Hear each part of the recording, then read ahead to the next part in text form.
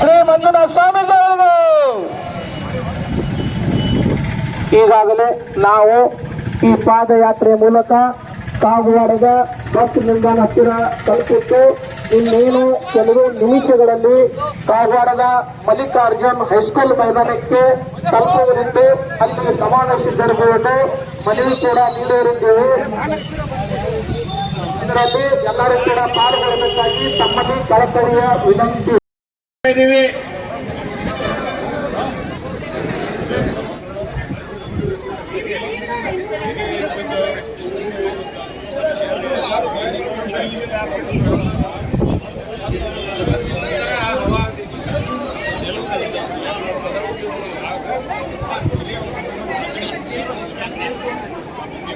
ದಯಮಾಡಿ ಲೇಡೀಸ್ ಒಂದ್ ಸೈಡ್ ಅವಕಾಶ ಕೊಡ್ರಿ.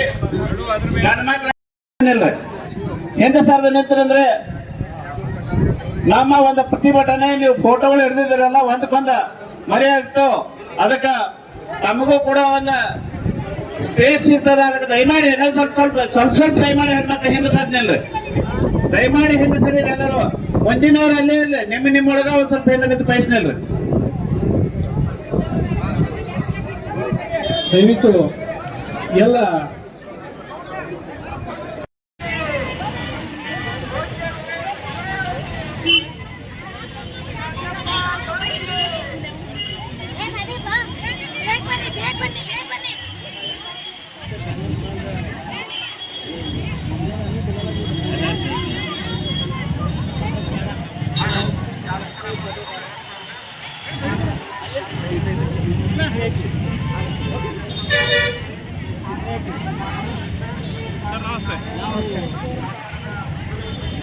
ಕೊಡಿ ಕೈಯಲ್ಲಿ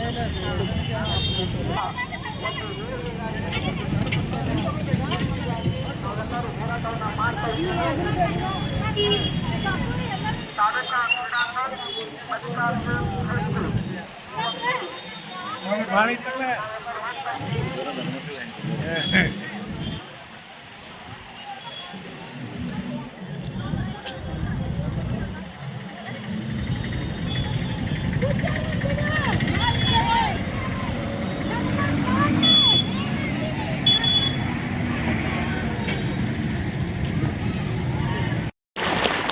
ಒಂದೆರಡ ಇಟ್ಕೊಂಡು ಬೆಲೆ ಹೋಗುತ್ತೆ. ಈಗ ಐನಾಪುರದಿಂದ ಆಗಮಿಸಿರುವ ಸಂಜಯ್ ಕುಚೂರೆ. ಎಲ್ಲರಿಗೂ ನಮಸ್ಕಾರಗಳು. ಮಂಜುನಾಥ ಸ್ವಾಮಿಯ ಪಾದಕ್ಕೆ ನನ್ನ ಹಣೆ ಮೆರೆದು ಪೂಜ್ಯ ವೀರೇಂದ್ರ ಹೆಗ್ಗಡೆ ಅವರಿಗೆ ಜೈಕಾರದ ಮೂಲಕ ಇವತ್ತಿನ ಈ ಉದ್ದೇಶ ಅಂತಂದ್ರೆ ಈಗೇನು ಕಳೆದ ಅಹಿತಕರ ಘಟನೆ ಬಹುತೇಕ ನಮ್ಮ ನಾಡಿನಲ್ಲಿ ತಾಂಡವಾಡ್ತಾ ಇದೆ. ಬಹುತೇಕ ಬಂಧುಗಳೇ, ನಾವೆಲ್ಲ ಹಿಂದೆ ಇತಿಹಾಸವನ್ನು ಕೇಳಿದೀವಿ. ಬಹುತೇಕ ಸೂರ್ಯನಿಗೂ ಕೂಡ ಗಿರಾನ್ ಹಿಡಿತದ ನಿಮ್ಗೆಲ್ಲ ಗೊತ್ತದ. ಆದ್ರೆ ಸೂರ್ಯ ಗಿರಾನ್ ಹಿಡಿದ್ಗಳು ಹೊರಗೆ ಬಂದೇ ಬರ್ತಾನೆ. ಇದರಲ್ಲಿ ಎರಡು ಮಾತಿಲ್ಲ. ಬಹುತೇಕ ವೀರೇಂದ್ರ ಹೆಗ್ಗಡೆ ಸೂರ್ಯ ಇದ್ದಂಗೆ ಇವತ್ತು ಬಂಧುಗಳೇ. ಇದೇನು ಅದ್ರ ಬದಲು ನೆರೆ ಮಾಡ್ಕೊಳ್ಳೋ ಅವಶ್ಯಕತೆ ಇಲ್ಲ. 14 ವರ್ಷ ಪಾಂಡವರು ವನವಾಸಕ್ಕೋದ್ರು ಕೂಡ ಕೊನೆಗೆ ಧರ್ಮನೇ ಜಯವಾಗೈತಿ. 12 ವರ್ಷ ಪ್ರಭು ರಾಮಚಂದ್ರ ವನವಾಸಕ್ಕೋದ್ರು ಕೂಡ ಕೊನೆಗೆ ರಾಜ್ಯ ಪಟ್ಟಕ್ಕೆ ಬಂದಾನ.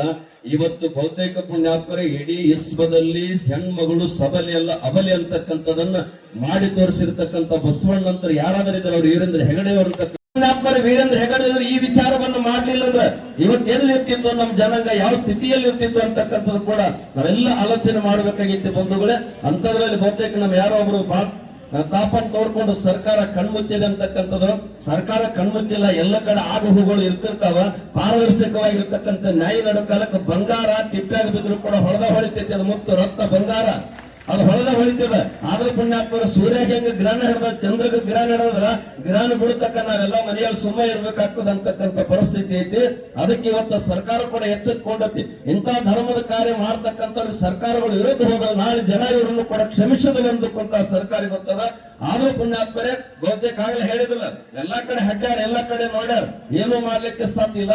ಇವತ್ತು ಬಹುತೇಕ ಮತ್ತೆ ಪುಣ್ಯಾತ್ಮರ ಧರ್ಮ ವೀರೇಂದ್ರ ಹೆಗಡೆ ಅವರಿಗೆ ಮತ್ತೊಂದು ಕೆಲಸ ಕಮ್ಮಿ ಹಚ್ಚಾರ ಸರ್ಕಾರಕ್ಕೆ. ಯಾಕಂದ್ರೆ ವಿಶ್ವದ ತುಂಬೆಲ್ಲ ನಾನು ಬಳಗೈತೆ ಅನ್ನೋದು ನಾನ್ ಪ್ರಚಾರ ಮಾಡೋದು ಮುಗಿಲ್ಲಾಗಿತ್ತು.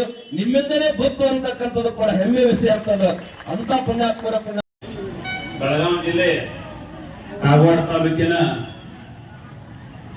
ಎಲ್ಲ ಮಂಜುನಾಥ ಸ್ವಾಮಿ ಅನ್ನಪ್ಪ ಸ್ವಾಮಿ ಹಾಗೂ ಡಾಕ್ಟರ್ ವೀರೇಂದ್ರ ಹೆಗಡೆ ಭಕ್ತ ಸಮೂಹ ಇವತ್ತಿನ ದಿವಸ ಹೆಗಡೆ ಅವರ ಮೇಲೆ ಬಂದಿರುವಂತ ಒಂದು ಸರಿ ಛಾಯೆ ಇದೆ. ನಿಜವಾಗ್ಲೂ ಅವರು ಒಬ್ಬ ನದಾಡುವ ದೇವಮಾನವ ಅಂತವ್ರ ಮೇಲೆ ಈ ಏನ ತಿಮ್ರೋಡಿ ಇರ್ಬೋದು, ಮಟ್ಟನವ್ರು ಇರ್ಬೋದು, ಫೇಕ್ ಸಮೀರ್ ಇರ್ಬೋದು, ಫೇಕ್ ಯೂಟ್ಯೂಬರ್ಸ್ ಇರ್ಬೋದು, ಇಡೀ ಭಾರತ ದೇಶದ ಒಂದು ಏಷ್ಯಾ ಖಂಡದಲ್ಲೇ ದೊಡ್ಡ ಒಂದು NGO ಆಗಿರುವಂತ ನಡೆಸುತ್ತಿರುವಂತಹ ಪೂಜ್ಯ ಹೆಗಡೆಯವರ ಇಡೀ ಜೀರೋ ಮಟ್ಟದಿಂದ ಬಂದಿರುವಂತ ಒಂದು ಎಲ್ಲ ಮಹಿಳೆಯರಿಗೆ ಪ್ರತಿಯೊಂದು ಮನೆಗೆ ಅವರು ಯೋಜನೆಗಳನ್ನು ಮುಟ್ಟಿಸಿ ಸದೃಢ ತಮ್ಮ ಕಾಲ ಮೇಲೆ ನಿಲ್ಲಬೇಕನ್ನುವಂತ ಒಂದು ಯೋಜನೆಯನ್ನು ಮಾಡಿದರು. ಆ ಯೋಜನೆನ ಇವತ್ತಿನ ದಿವಸ ಮುಳುವಾಗಿತ್ತು ಅಂತ ಅನಿಸ್ತದ. ಆದ್ರೆ ಇಡೀ ರಾಜ್ಯದ ಭಕ್ತ ಸಮೂಹ ಶ್ರೀ ಸಿದ್ದರಾಮಯ್ಯನವರು ಮಾನ್ಯ ಮುಖ್ಯಮಂತ್ರಿಗಳು ವಿಧಾನಸೌಧ ಬೆಂಗಳೂರು ಮೂಲಕ ಮಾನ್ಯ ತಾಲೂಕು ದಂಡಾಧಿಕಾರಿಗಳು ಕಾಗವಾಡ ಇವರ ಮೂಲಕ ವಿಷಯ ಸಮೀರ್ ಮಹೇಶ್ ಶೆಟ್ಟಿ ತಿಮ್ರೋಡಿ, ಗಿರೀಶ್ ಮಟ್ಟಣ್ಣವರ್, ಸಂತೋಷ್ ಶೆಟ್ಟಿ, ಜಯಂತ್ ಟಿ ಹಾಗೂ ಇವರ ಸಹಚರರು ಸೇರಿ ಮಂಜುನಾಥ ಸ್ವಾಮಿ ದೇವಾಲಯ, ಧರ್ಮಸ್ಥಳ ಮತ್ತು ಇದರ ಧರ್ಮಾಧಿಕಾರಿಗಳಾದ ಪರಮ ಪೂಜ್ಯ ಡಾಕ್ಟರ್ ವೀರೇಂದ್ರ ಹೆಗಡೆ ಅವರಿಗೆ ವೃಥಾ ಕಳಂಕವನ್ನು ತರುವ ಪಿತೂರಿ ನಡೆಸುತ್ತಿದ್ದು, ಇದರ ಬಗ್ಗೆ ಸೂಕ್ತ ತನಿಖೆಯನ್ನು ಕೈಗೊಳ್ಳಬೇಕೆಂದು ನೀಡುತ್ತಿರುವ ದೂರು. ಮಾನ್ಯರು ಈ ಮೇಲ್ಕಾಂಕ್ಷದ ವಿಷಯದಲ್ಲಿ ಶ್ರೀ ಕ್ಷೇತ್ರ ಧರ್ಮಸ್ಥಳದ ಶ್ರೀ ಮಂಜುನಾಥ ಸ್ವಾಮಿಯನ್ನು ಅನಾದಿ ಕಾಲದಿಂದಲೂ ನಮ್ಮ ಪೂರ್ವಿಕರು ಭಕ್ತಿ ಶ್ರದ್ಧೆಯಿಂದ ಮನೆ ಮನಗಳಲ್ಲಿ ಪೂಜಿಸಿಕೊಂಡು ಬರುತ್ತಿದ್ದು, ಇವತ್ತಿಗೂ ನಾವುಗಳು ಕೂಡ ಈ ಪರಂಪರೆಯನ್ನೇ ಮುಂದುವರಿಸಿಕೊಂಡು ಬಂದಿರುತ್ತೇವೆ. ಅಲ್ಲದೆ ನಮ್ಮ ಕರ್ನಾಟಕ ರಾಜ್ಯದ ಅತ್ಯಂತ ಪ್ರಾಚೀನ ಮತ್ತು ಪುಣ್ಯಕ್ಷೇತ್ರವೆಂದೇ ಹೆಸರುವಾಸಿಯಾಗಿರುವ ದೇವಾಲಯಗಳಲ್ಲಿ ಇದು ಒಂದುವರೆಗಿರುತ್ತದೆ. ಈ ಕ್ಷೇತ್ರಕ್ಕೆ ಸರಿಸುಮಾರು 800 ವರ್ಷಗಳ ಇತಿಹಾಸ ಹೊಂದಿರುವ ದಾಖಲೆಯೂ ಇರುತ್ತದೆ. ಶ್ರೀ ಸ್ವಾಮಿಯಲ್ಲಿ ಭಕ್ತರು ಬೇಡಿಕೊಂಡ ಇಷ್ಟಾರ್ಥಗಳು ನೆರವೇರುವುದು ಎಂಬ ಪ್ರತೀತಿಯೂ ಇದೆ, ನಿರ್ದೇಶನಗಳು ಇವೆ. ಇಂತಹ ಈ ದೇವಾಲಯದ ದರ್ಶನವನ್ನು ಮಾಡಲು ಮತ್ತು ಶ್ರೀ ಮಂಜುನಾಥ ಸ್ವಾಮಿಯ ಅನ್ನ ಪ್ರಸಾದವನ್ನು ಸ್ವೀಕರಿಸಲು ಅಸಂಖ್ಯಾತ ಭಕ್ತರು ಪ್ರತಿನಿತ್ಯವೂ ಆಗಮಿಸುತ್ತಿರುತ್ತಾರೆ.